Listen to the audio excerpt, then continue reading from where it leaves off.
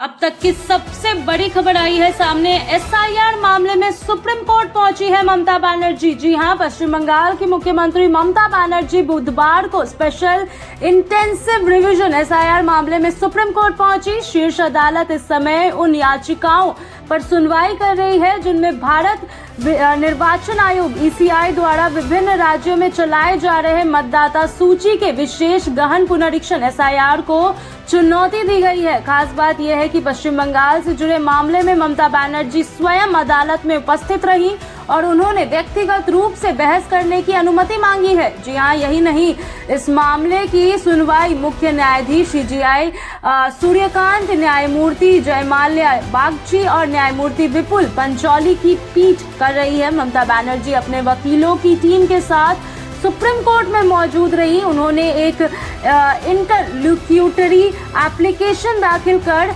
अदालत से आग्रह किया है कि उन्हें स्वयं पक्ष रखने की अनुमति दी जाए, जिससे अदालत ने संज्ञान में लिया। मुख्यमंत्री ममता बनर्जी ने इससे पहले आर्टिकल 32 के तहत याचिका दाखिल कर एसआईआर प्रक्रिया को चुनौती दी थी। अपनी याचिका में उन्होंने आरोप लगाया कि विशेष गहन पुनरीक्षण के नाम पर बड़ी संख्या में मतदाताओं के नाम मतदाता सूची से हटाए जा रहे हैं, जिससे लोकतांत्रिक प्रक्रिया और निष्पक्ष चुनाव पर गंभीर असर पड़ सकता है। यही नहीं, ममता बनर्जी की प्रमुख मांगों में यह भी शामिल है कि 2026 के पश्चिम बंगाल विधानसभा चुनाव मौजूदा मतदाता सूची के आधार पर ही कराया जाए, न कि एसआईआर के बाद संशोधन सूची के आधार पर। उन्होंने अदालत से यह भी आग्रह किया कि जब तक मामले का अंतिम निपटारा नहीं हो जाता तब तक मतदाता सूची से नाम हटाना, डिलीशन की प्रक्रिया पर तत्काल रोक लगाई जाए। याचिका में यह भी तर्क दिया गया है कि एसआईआर प्रक्रिया पारदर्शी नहीं है और इससे खास वर्गों के मतदाताओं के नाम हटाए जाने की आशंका बढ़ रही है। मुख्यमंत्री ने इसे संवैधानिक